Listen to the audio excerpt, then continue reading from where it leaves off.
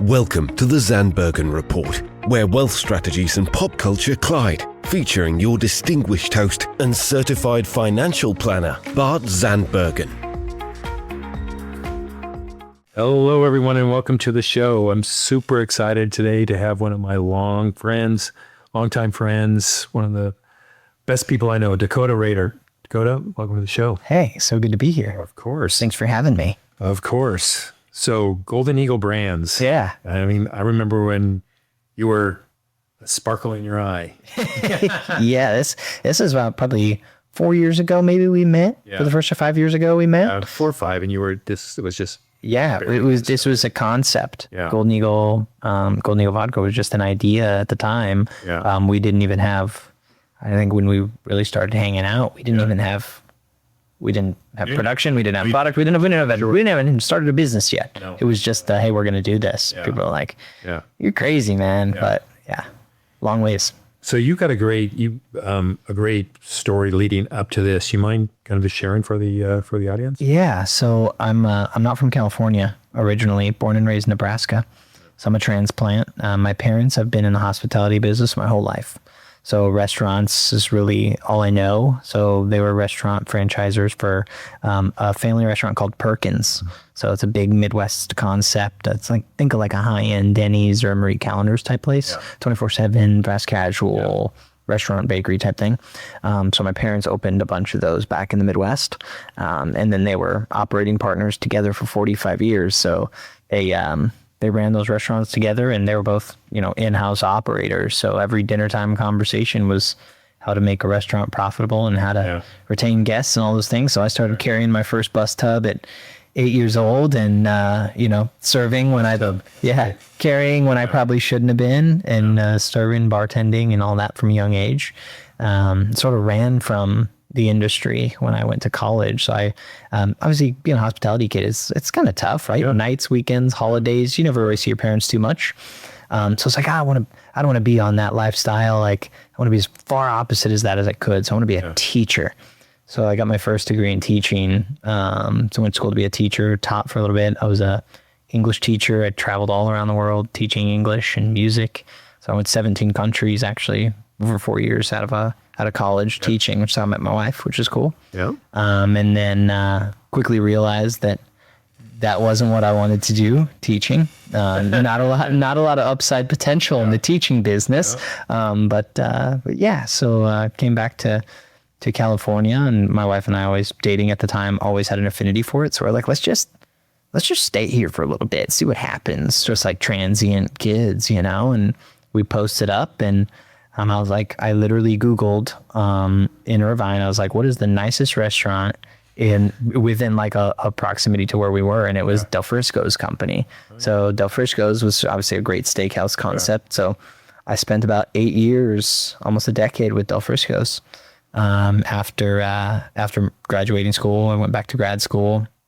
And then, sort of funded my way through life with Del Frisco's for a while. It was awesome. So started as a server, bartender, bar manager. Del Frisco's paid for my SOM cert, which was awesome, and got into that. So it was really where I cut my teeth in the business, if you will. Yeah, yeah. So. And what led you from there to where you are today? To vodka, the vodka business. Yeah.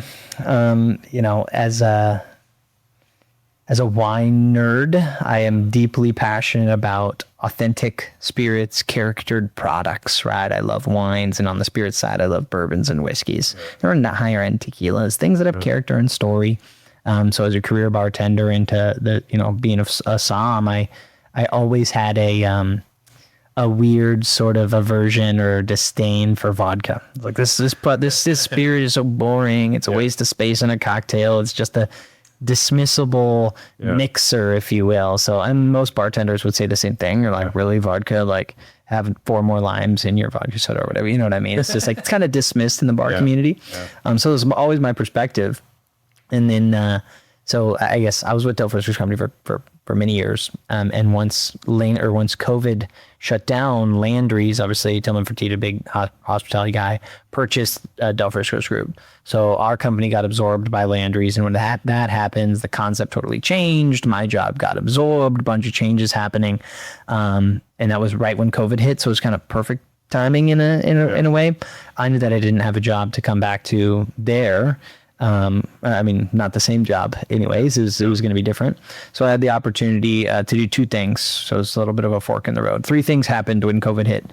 The first thing that happened is one of the original owners of Del Frisco's group started a restaurant, or wanted to build a restaurant concept in Newport called Solstice. Yep. So it's right off Jamboree and MacArthur. So I opened that program.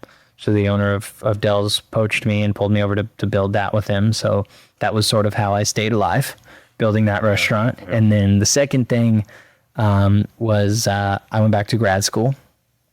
So I went back to grad school. I was like, well, if I'm done in this hospitality season, what's next for me, right? So went back to grad school, got my master's degree in marketing, so a luxury brand emphasis. So marketing in the luxury segment, which was cool. So I did that for about 2 years.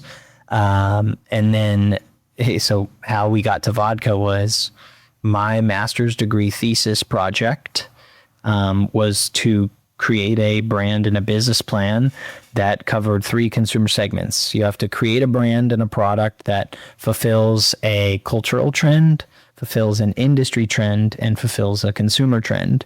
And I wrote a master's sort of final project on a crazy idea called Golden Eagle Vodka. And my teacher gave me a 99 on that. Wow. And he reached out to me and he goes, hey, I want to meet about your paper. I said, okay. So I meet with him and he goes, hey, if you execute on this plan, I'll give you 100. Yeah. If you don't execute, you get a 99. I was like, what? How is that fair? Right? And he goes, no, like this is really good. Yeah.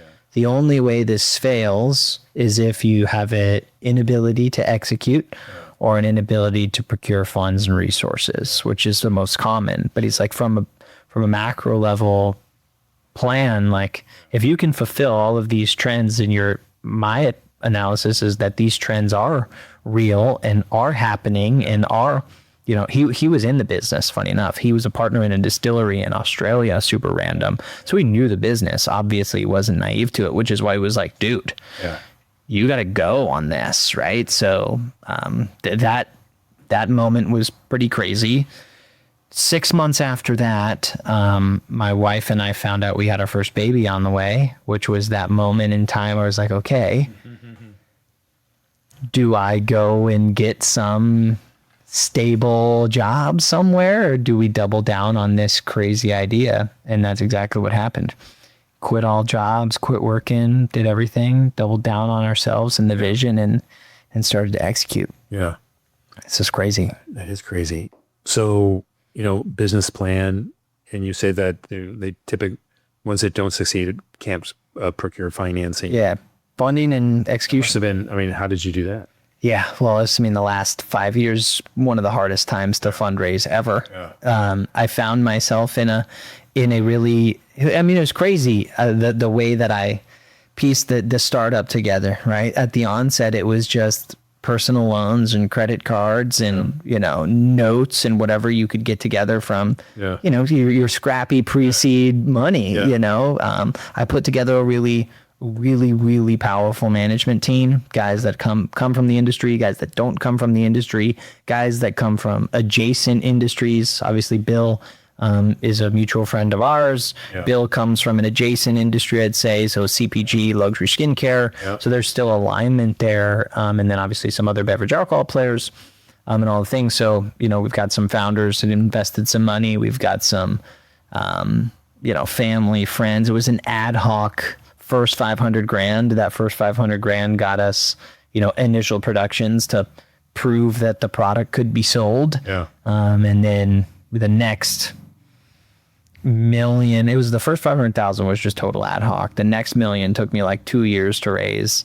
And then the next 4 million took me like 2 months to raise. It was just, progressively doing that. Right. But so, yeah, we've raised about 5 million for the deal so far, and we're getting ready to open another financing July 1st. We should be able to close that in like 60 to 90 days. So that'll be just a quick open close based on what we have sort of already in the pipe. And then we'll execute with those funds what we're executing on. We just obviously aligned with RNDC, which is the second largest spirits distributor in the game, which they lost a big, this is sort of a huge industry news, but they lost Tito's to Reyes. Tito's, their biggest account's probably, if I had to guess, I'm not quoting any fact, but if I had to guess, probably $250 million account in California alone for RNDC. Is that Republic National? Yep. Yeah. About Young's Market? Yep. Correct. Yep. So that, I don't remember how many years ago that happened, but Tito's has been a huge part of their business in many markets for a while. And this was 2 or 3 months ago. Tito's had about 2 months ago now, they transitioned to Reyes distribution. Huge, obviously national player in non-alc and beer. But Tito's brand is so mature that they don't, they don't need the support from distributor sales force. So it was perfect for them. Lower margins made sense. But with Tito's leaving, creates a unique opportunity in their portfolio to sort of backfill. Exactly. Right. So, with that, I mean, Stoli went bankrupt or filed bankruptcy in January. So that's an old seasoned company. Yeah. Russian company. There's rumors and speculation about what is happening with them, what they're doing. I know they're trying to reinvigorate the brand, but it's independently owned, right? So RNDC's, well or economy, tier 1 vodka for the last however many decades has been Tito's. Their top shelf product or their top shelf offering is Stoli.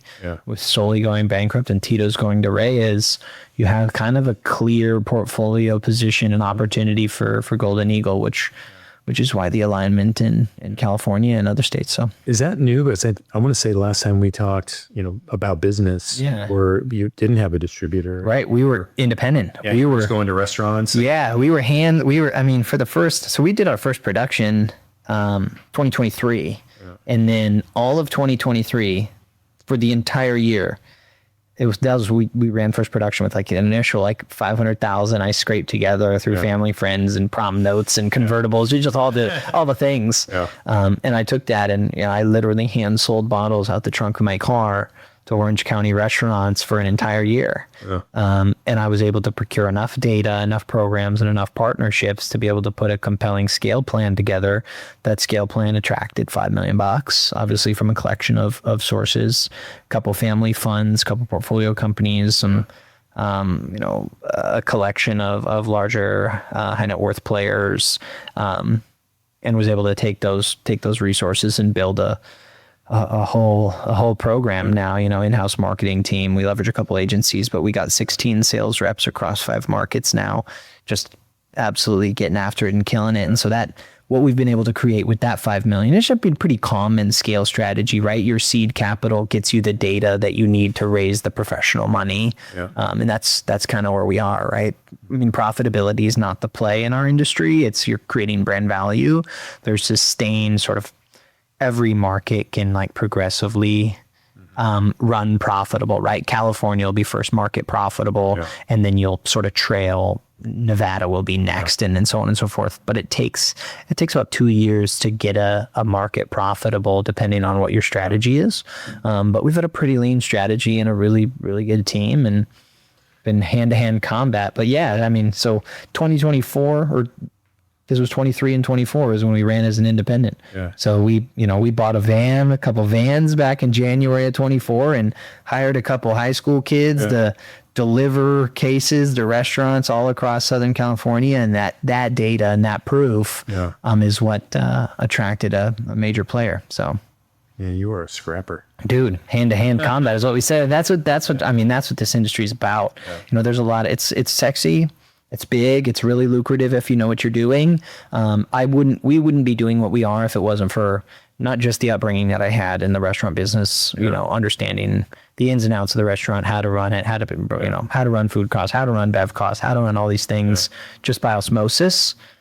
I wouldn't have gotten the tenure that I did with Del Frisco's group if I hadn't had that experience. Yeah. And obviously working as a buyer and a SOM for Del's, I was working with a lot of distributors and suppliers there. So built sort of an ecosystem. And that was the inevitable, I was the customer. And then we reverse engineered a sales process to give and provide all the things that I wanted as a buyer. And I've seen 100 brands come and 100 brands go, and which reps do good and which reps don't. And yeah. So why don't you tell us a little bit about the product, including the fact that it's high protein, so it's good for breakfast. It is. It's good for breakfast, good for your skin. So I guess to tie back to, I guess where I came from in the hospitality space a little bit, bartender, SOM, passionate about unique spirits, always had a stigma for vodka. My objective really was, initially Golden Eagle, the paper in grad school was written about Golden Eagle bourbon.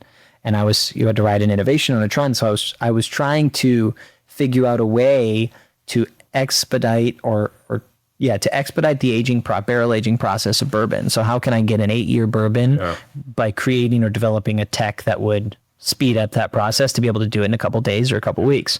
And we had came up with many concepts, but they're not particularly legal, right? Because the TTB mandates, and is the one who controls all production and whatnot. So how we got to vodka, because it was the last thing that I ever wanted to do. Making vodka great again. Exactly what happened. Yes, exactly what happened. What happened was, when I was on the website for the TTB, which is the Tobacco Tax Alcohol Trade Bureau, they govern how beverage alcohol is taxed, produced, and distributed. Yeah. I had stumbled upon a notification on that website. It's a government website, so it's really, how fun those are to read. Super stale, not super functional, but found this notification. It was, February of 2021. The TTB redefines the official definition of vodka. I was like, official I didn't know vodka had a definition. Like, it's just a neutral grain spirit. Yeah. So I click on the thing, open it up, and it was like, as of today. So since Prohibition, when Prohibition ended in 1933, vodka has been defined as a neutral grain spirit that is required to be tasteless, odorless, neutral, and without distinctive character. So it is by law required. It has to taste like nothing, smell like nothing, look like nothing, which... How do you get a vodka to taste like nothing? Yeah. We distill it a bunch of times from neutral grains or grains that have low to no protein. Yeah. So it ends up being a neutral product. And there's nothing wrong with that. It's just what it's always had to be. 2021 notification, I see that and I go, wait. Okay, so what is the definition now? Now vodka doesn't have to be without distinctive character. I was like, okay, so vodka's always been without character. How do we introduce character to vodka? Yeah. Well, why doesn't it have character? Yeah. These factors. Okay, so likely what would we have to do to introduce character to vodka? Or we need to, number one, have an ingredient that provides big, bold, flavorful character. What would that be? Yeah. Number two, we need a production methodology that preserves character instead of removes it.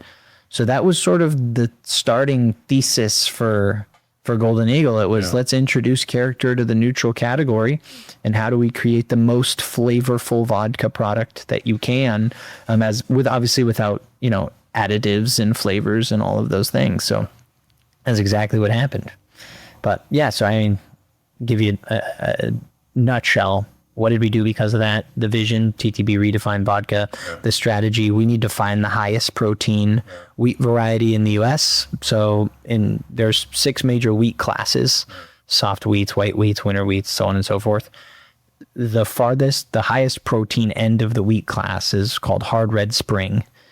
There is a variety of hard red spring called dark northern that's native to Montana. It's the highest protein variety that grows in the US. So I'm cold calling farms trying to get a hold of this grain, and was able to find a independently owned and operated farming operation in Montana that would provide this product. And basically took that and we said, okay, now how do we produce this thing to make a vodka that is naturally more flavorful and less burn and gives you something that can be appreciated like a whiskey or a tequila or a gin or all of the things that I like is, okay, how do we make this? And we ended up sort of pioneering a new segment of vodka that we call Character Vodka. Everything that's existed before us is a neutral vodka, whether you want to call it that or not. And now we introduce character to the space by doing exactly what we're doing. And so protein, and then it's done deal. Yeah, exactly. But there's technically no protein in it after distillation. But we don't Crack my bubble. I'm sorry, not for breakfast. I'm sorry. If that's what will allow our wives to have martinis for breakfast, then I will. It's all highest proteins, better than a shake. Well, speaking for someone who's had it, and we did a blind tasting here in the we did, if you recall. Yeah, absolutely. You brought us through the what you described as the vodka you drank in college. Yes. Right? With all kinds of products. I mean, we've tasted a corn-based product, a potato-based product, a white wheat-based product, the highest end products, the most common products, and compared those to how it sort of chalks up to what we're doing. Not in an effort to, tear down or bastardize any other products or their methods, but just to emphasize that what we're doing is really, really unique. And it shows. Yeah, it's great. It's delicious, and that's kind of our backbone. That's why that's working. Is the restaurants love it. So the industry itself. So I actually ran into a gentleman on a vacation that works for RNBC. Oh yeah. Was a Young's Market guy. Got reeled up, and this was a month or 6 weeks ago, and he said that I think he might have, I don't know if it was specific alcohol or just wine, but he said sales were down 40%. Oh yeah. 0. Yep. Are you seeing that across spirits? Yeah. I mean, I think it's entire, there's so many theories as to, I think the sort of the macroeconomic guys and the older school industry guys aren't concerned at all. New school guys, sales reps are definitely feeling the pain. Emerging brands are feeling, some emerging brands are feeling that we're not feeling the pain at all when we exist in a very a top shelf category. Our price point's $45, right? Like if you can afford a $23 martini at Mastro's, and every sale is a new sale for us. So we have no historical data to determine whether we're high or low, right? So it's all good for us, which is a good thing. From a macroeconomic perspective in the industry, absolutely sales, overall the industry's down. Is it really down relative to a 40-year trend? It's exactly where it's supposed to be. So COVID, 2020, isolation, unbelievable consumption spikes. Unbelievable. Where we are today is not a 40% reduction based on industry trend. Not on the trend. It is a peak in COVID. Exactly. I've heard that theory. It's peak to reduction. I mean, the data supports that. I've kind of self-validated those theories just because, am I concerned? No, we're not concerned. But I have heard and seems to have been verified a few times that the kids, the younger generation, are not drinking. Correct. Yeah. Gen Z, doing other things. Yes. Not drinking. Yes. So the, millennials, Gen X, baby boomers, I don't want to quote a quote that's wrong. I just know that I think it was something like $6 or $9 billion in consumption from Gen Z. It's $80 or $90 billion in consumption from millennials, boomers, et cetera, in their independent generational verticals. So, I mean, we're talking like a tenth of the consumption is happening in Gen Z that is in the other markets. What does that mean? What does that mean for us? What does that mean for the industry? I think there's a lot of, if I was a big supplier, like a global supplier, your Patrons, your Bacardis, I would be taking a really deep analysis of what my brand strategies were for all of my portfolio brands. I would be making acquisition decisions off of that generation. I would making sales decisions, selling brands off of these decisions based on these generational trends. For us, Gen Z may not be consuming to the volume of historic generations, but they are still consuming. They're also consuming nicer. It's not that they're consuming more, they're consuming better. For Golden Eagle, we are in a premiumized category, and something where premiumization hasn't really matured in vodka. Certainly is in tequila, bourbon, whiskey, but in wine, but in vodka, it's not really there yet. My other theory is social media introduced to the younger generations. I'm sort of the tail end of this, or the last of the old ones, as they say. When we were kids, I mean, our socialization was like this, right? We went to bonfires and parties and smoked cigarettes when we shouldn't, and drank beers by the fire, right? We were stealing beers from the fridge. Socialization looks a lot different to these kids, right? Socialization is primarily digital now. How can you enjoy a beer together and feel the pressures of socializing in community when you don't exist in it physically? The world is not ending. It just looks a little different. So my presumptions are not that Gen Z will forever not drink. It's that they will begin drinking later. So we haven't had enough time go by to really see if that's a true theory. A lot of people are into that theory, and then a lot of people are into the Gen Z only drinks kombucha, and that's just what it is theory. So I don't agree with that, but. You have always seemed really confident. Has that always been the case? I do think so. And, I think confidence, outgoing is, I'm a very outgoing guy. My dad is a very outgoing guy, very charismatic guy. And I grew up watching him run a restaurant. You know how GMs, the restaurants are, they're running around talking, they know everybody, he's on the news and doing these things and whatever. So, I guess through osmosis, I kind of learned that. I grew up a competitive athlete. I was a great athlete and built a lot of self-confidence in doing that. So those early childhood years, watching your dad be a community leader and being an athlete and things just kind of stick with you. So in the aspect of business and the professional world, no, for the first couple years of this is very much imposter syndrome. I hate wearing collared shirts. I don't like wearing suits. It's like, it's different. That's our uniform when we see each other. I know, it's just different from me, like I'm a t-shirt and jeans guy. I wear boots and drive a truck, and like, that's who I am. So the confidence level in the professional sense is just continuing to increase as we have more success, but just general, outgoingness and sort of human charisma. I think has always been there, but the business world is still, we're still growing. I sense that. If we met a year, if we met a year from now, what are we going to be celebrating? Oh man. Probably another baby. You just aren't stopping. Probably another baby. I've got a 3-year-old and a 3-month-old. My wife wants 4 total. So that's, that. So we'll probably be celebrating another baby.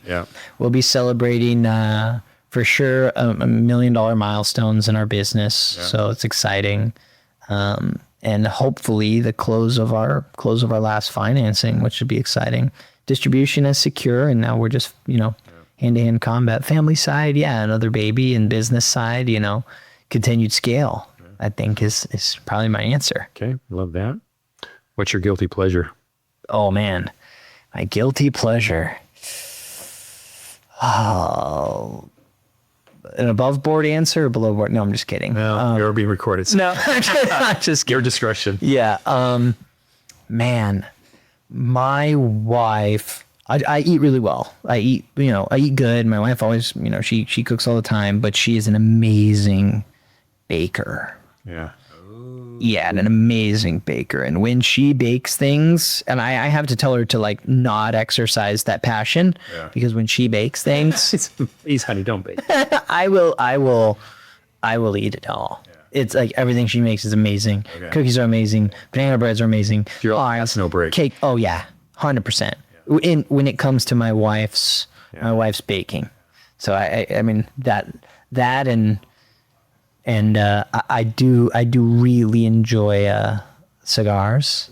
So I'm kind of, my wine love when I got into the vodka space evolved into the cigar space. So I have you're checking all the boxes. I know. I mean, you go through you get into bourbons, then you get to whiskeys, to scotches, and then some get into wine, some don't. But I've kind of been everywhere in the libations world, if you will. And now I'm kind of dancing in the cigars, and I know that's definitely not a very healthy habit, but it's kind of my one thing, I guess. No, it's a guilty pleasure. So yeah. Hey, we're getting close to the end, so I do have a great kind of a closing question. If you could put one message on a billboard, what would it be? Who's the audience? It's a billboard. This is on the freeway. a legacy question. Oh man, I have a few answers. My initial one, just I say this to my team, I say this to my wife, say it to everybody, is do it now. Yeah. That's it.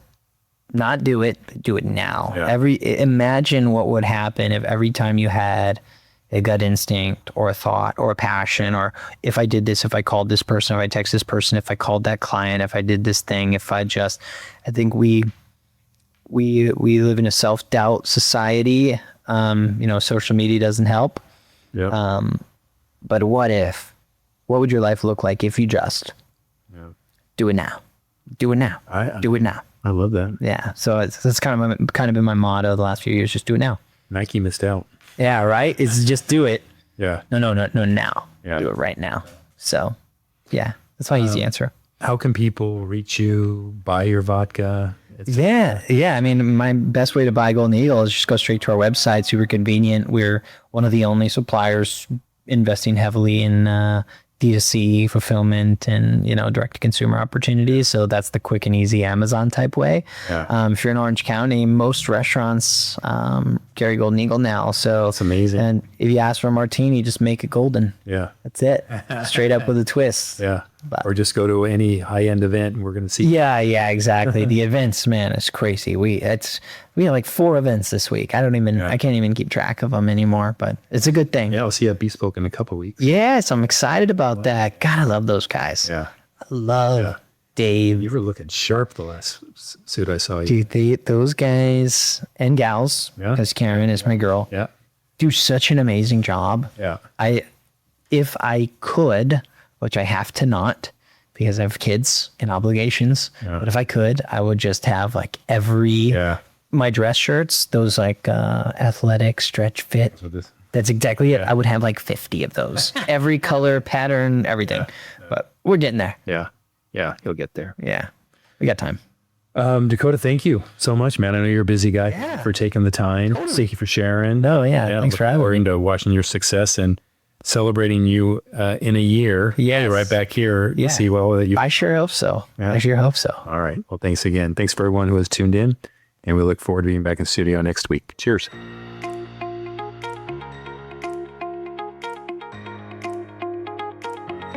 Tune in next week for the latest edition of the Zandbergen Report, Tuesdays at 2 p.m.